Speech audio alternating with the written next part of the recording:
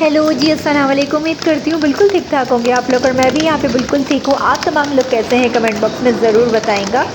आज के ब्लॉग का स्टार्ट ठंडे ठंडे प्यारे प्यारे मौसम के साथ में कर रही थी। बारिश हो रही थी और शुक्र अल्हम्दुलिल्लाह कि भाई 2 दिन 3 दिन गर्मी पड़ती है, लेकिन हमारे पिंडी शहर में चौथे दिन तीसरे दिन कोई बारिश हो ही जाती है। एक दिन का ही मौसम अच्छा होता है, लेकिन ये कि हो जाता है। आप लोगों के शहर में क्या मौसम चल रहा है, क्या सूरत हाल है, ज़रूर बताएंगा कमेंट बॉक्स में। आज के व्लॉग के स्टार्ट में ही आप लोगों को ये मैं बताती चलूँ कि आज के व्लॉग के स्टार्ट में एक सरप्राइज़ आप लोगों के साथ शेयर करने जा रही हूँ। ये वो सरप्राइज़ है जो तकरीबन 10 से 12 दिन पहले हमें मिला था और आज मैं आप लोगों के साथ शेयर करने जा रही हूँ। ये सरप्राइज़ मुझे जब भी मिलता है, ऐसा कभी नहीं होता कि इसका मैं प्रॉपर व्लॉग जल्दी जल्दी आप लोगों के साथ शेयर ना करूँ या पूरे दिन की उस दिन की पूरी रूटीन जो है वो आप लोगों के साथ शेयर ना करूँ। लेकिन इस दफ़ा सीरियसली इतनी कोई बिज़ी रूटीन मेरी जा रही थी कि मैं कुछ भी शेयर नहीं कर सकी। क्लिप्स बनाए वो सारे पेंडिंग पड़े हुए हैं, एडिटिंग करने का कोई टाइम ही नहीं मिला। ये व्लॉग जो अभी आप लोग देख रहे हो ये है सैटरडे वाले दिन का व्लॉग और ये स्पेशल दावत व्लॉग है। स्पेशल दावत किसकी थी, कौन आया था हमारे घर में, आगे जाके आप लोगों को ये बताती हूँ। और लेकिन इससे पहले वो सरप्राइज़ आप लोगों के साथ शेयर करती हूँ जिसका मैं ज़िक्र कर रही हूँ। और वो सरप्राइज़ जो 10 से 12 दिन पहले हमें मिला और अब आप लोगों के साथ मैं शेयर करने जा रही हूँ। तो ये लीजिए जनाब, ये है वो सरप्राइज़। माशाल्लाह माशाल्लाह से अल्हम्दुलिल्लाह, अल्लाह का लाख लाख एहसान है। मियाँ जी जो है तकरीबन 10 से 12 दिन पहले हमारे पास आफ्टर जंग जो है पहुँच चुके हैं, आ चुके हैं। और बहुत इंतज़ार था क्योंकि 1 साल का तकरीबन अरसा गुजर चुका है। 1 साल बाद मियाँ जी हमारे पास आए हैं और बीच में बहुत दफ़ा प्लान बना 6 मंथ के बाद, 7 मंथ्स के बाद कि मैं आ रहा हूँ छोटी ईद पे, रमज़ान में पूरा प्लान पक्का था। लेकिन जंग हो गई। हालात आप लोगों के सामने है कि अभी तक हालात स्टेबल नहीं हुए हैं, तो इनका आना नामुमकिन था। और वहाँ रह के भी हमारे लिए बहुत ज़्यादा टेंशन बनी हुई थी, फैमिली के लिए भी और इनके अपने लिए भी। और जो दूर होते हैं वो ज़्यादा परेशान होते हैं। हम लोग बहुत परेशान थे कि क्या चल रहा है, कैसे हो रहा है। अल्हम्दुलिल्लाह, अल्लाह का लाख लाख शुक्र है कि लेकिन वही बात है कि जो काम जिस वक्त लिखा होता है वो ना उससे पहले होगा ना उसके बाद होगा। तो इनका आना इस वक्त लिखा हुआ था अल्लाह पाक ने नसीब में, तो ये अभी हमारे पास शुक्र अल्हम्दुलिल्लाह पहुंच गए, आ गए हैं। अल्लाह का लाख लाख शुक्र है। ये सारी बातें तो होती रहेंगी, तो चले इसी के साथ आज के व्लॉग का स्टार्ट कर लेते हैं। तो चले चलते हैं, व्लॉग का स्टार्ट करते हैं।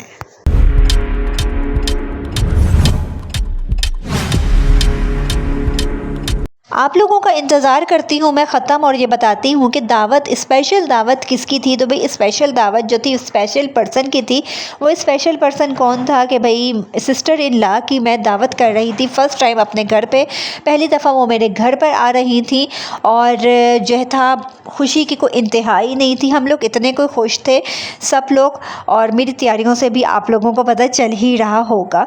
सुबह उठते के साथ जो है सारे काम अच्छे से मैंने मैनेज कर लिया, अच्छे से हर चीज़ रेडी कर ली, खुद भी रेडी हो गई, बच्चों को भी रेडी कर लिया, घर भी रेडी कर लिया, ताकि टाइम टू टाइम मैं फ्री हो जाऊं और थोड़ा रेस्ट भी कर लूं, ताकि जब ये मेहमान आए तो ये ना हो कि मेरी शक्ल से ही थकावट का एहसास हो रहा हो। किचन में सुबह सुबह आते के साथ सबसे पहले तो मैंने मीठा चढ़ाया, दूध में कस्टर्ड डाला, सवैयाँ डाली और बादाम शदाम डाल के लबे शीरी में रेडी कर रही थी। इसको रेडी करने के बाद मैंने फ्रिज में रख दिया ताकि ये ठंडा ठार हो जाए। सेकंड, उसके बाद चूल्हे पर कढ़ाई चढ़ाई और मैं मैक्रोनी की तैयारी कर रही थी। मैक्रोनी के लिए मैंने जो है अदरक लहसुन के साथ चिकन डाली, उसको फ्राई किया, शिमला मिर्च डाली, सॉसेस वगैरह डाली और मैक्रोनी बॉयल करके साइड में रखे हुए थे। उसके बाद मैंने वो डाली और मैक्रोनी रेडी हो गए थे। तीसरी डिश जो मैं बना रही थी वो मुझे माश की दाल बनानी थी, जबकि इसकी जगह मेरा इरादा था कि मैं कीमा शिमला मिर्च बनाऊं या अचारी कीमा बनाऊं। लेकिन मियाँ जी की फरमाइश थी कि नहीं, भुनी भुनी खड़ी खड़ी माश की दाल मुझे खानी है, तुम वही बनाओ। तो भाई ख़ास उनके मेहमान आ रहे थे, मेहमान तो मेरे भी थे लेकिन उनकी फैमिली से आ रहे थे वो, तो इसलिए ऐसा नहीं हो सकता था कि उनकी फरमाइश पूरी ना की जाए। चौथी डिश जो थी वो अचारी चिकन थी। अचारी कीमा मैंने नहीं बनाया, तो फिर मैंने सोचा अचारी चिकन बना लेती हूँ। ये धनिया है, ये अभी धुला हुआ है और इसको भी मैं काटूंगा और होने दे मुझे इसको। तो कोई नहीं अब पानी में खेलें। इसे 5 मिनट पड़ा रहने को, थोड़ा पानी निकल जाए। अच्छा मैं खुद काटूंगा, 2-4 हरी मिर्चें भी, ठीक है। ऊपर तेरे की डैडी को समझ नहीं आ रहा, पानी पानी सा जो है पानी थोड़ा सा सूखना चाहिए। मैं तो कह रही हूँ गल गई है। नहीं इसी पानी डालना है। नहीं, कुछ नहीं डालना, हल्की आंच, बस 5 मिनट रखोगी तो ठीक है, हो जाएगा फिर। 5 मिनट बाद इसमें टमाटर डाल दो। मैं मिक्स कर दूँगी। ओए सारी चीज़ें एक तरफ, अगर दावत में आप राइस ना रखें तो दावत का मज़ा ही वो अधूरा सा रह जाता है, दावत अच्छी सी मुकम्मल लगती ही नहीं है। तो ऐसा कैसा हो सकता है कि मैं राइस ना बनाऊं, पुलाव ना बनाऊं। तो यहाँ पर मैं कोफ्ता पुलाव बना रही थी। कोफ्ते जो है वो सब सारी चीज़ें 1 बाय 1 मैंने रेडी कर चुकी थी। लास्ट में मुझे ये कीमा बहुत लेट मिला था और जो है फिर जल्दी जल्दी मैंने कोफ्ते रेडी किए, उसको एक साइड पर रखा, मसाला उसका रेडी किया, अदरक लहसुन हरी मिर्चें पीस के वो डाली, तेल में खड़ा गरम मसाला डाला, फ्राइड अनियन डाली और कोफ्ते जो है वो डाल दिए। अच्छे से जब कोफ्ते गल गए तो फिर उसमें चावल डाल दिए। ये सारी चीज़ें जो है जब तक चावल दम पे हो रहे थे, सारी चीज़ें जब रेडी हो गई तो आखिर में मैंने जो है लबे शीरी जो फ्रिज में रखा था उसको निकाला। वो खड्डा ठार हो चुका था कस्टर्ड, उसके अंदर केला सेब और कॉकटेल डाल के उसको मिक्स किया, सर्विंग बॉल में डाला और अगेन उसको फ्रिज में मैंने रख दिया था। जब मेहमान आएंगे तो उस वक्त निकालूंगी। रायते के लिए चटनी मैं पहले ही रेडी कर चुकी थी, बस दही के अंदर ये चटनी मैंने मिक्स की, रायता हमारा रेडी हो गया।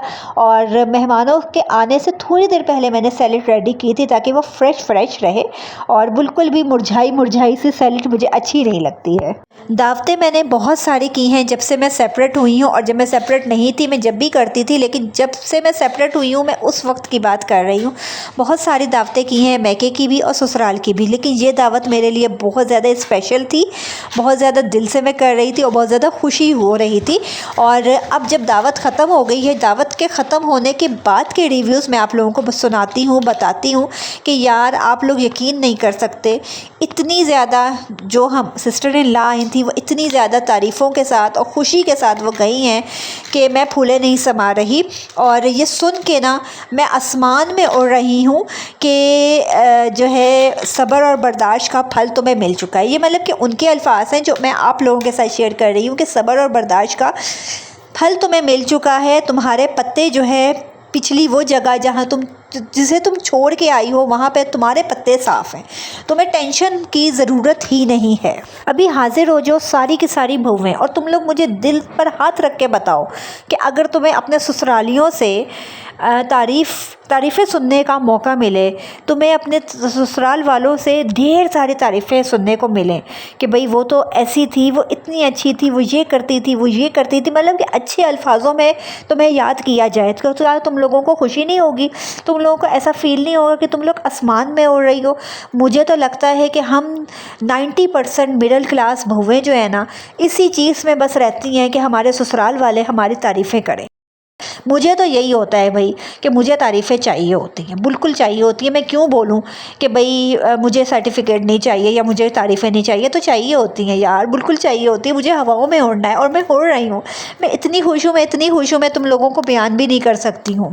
मैं जानती हूँ कि जब उस वक्त आपको ये तारीफ़ें सुनने को मिले जब आपके हाथ में अब कुछ भी नहीं रहा, आपने वो जगह भी छोड़ दी है, वो लोग भी आपसे पीछे हो गए हैं, तो अब कोई फ़ायदा नहीं है। यही कहा जाता है कि यार अब क्या फ़ायदा, अब उन तारीफ़ों का क्या फ़ायदा, अब तो वक्त गुज़र गया है।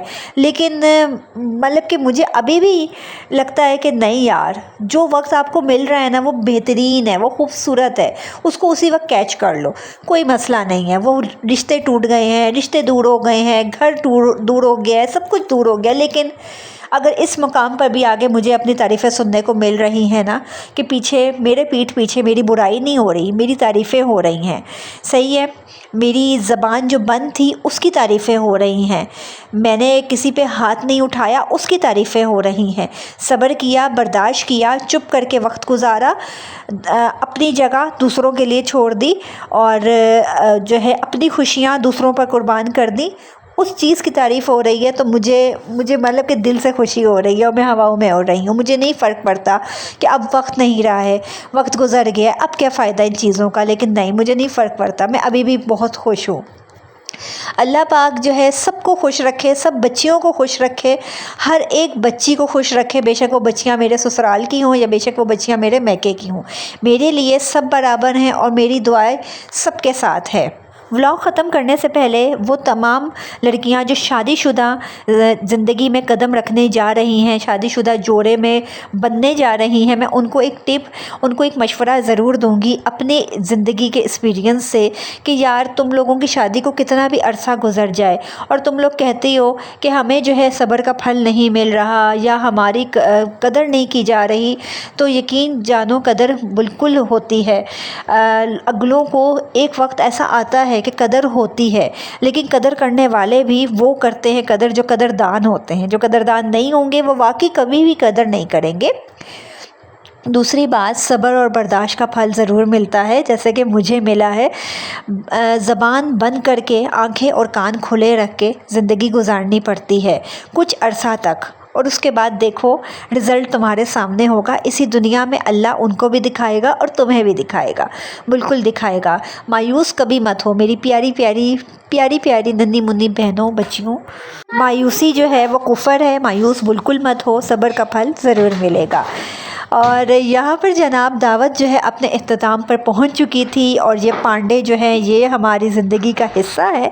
वो अलग बात है कि शादी के बाद इन पांडों से ही ऐसा लगता है हमारी शादी हो गई है, लेकिन इन कभी कभार ये पांडे धोना या दूसरों के लिए सब कुछ एहतमाम करना, दूसरों के लिए अपनी जान कुर्बान करना बहुत अच्छा लगता है, यकीन जानो। अपने लिए और अपने मैके वालों के लिए तो सभी जीते हैं, कभी कभार ज़िंदगी में अपने ससुराल वालों के लिए भी जी के देखो, यकीन जानो सब्र का फल एक ना एक दिन ज़रूर मिलेगा, इंशाल्लाह मेरी दुआ है। इसी के साथ, इसी प्यारी सी दुआ के साथ अपने व्लॉग का एंड करती हूँ। अपना बहुत ख्याल रखेंगा, दुआओं में याद रखेंगा। मिलूँगी आप लोगों से फिर किसी और व्लॉग में। अल्लाह हाफिज़।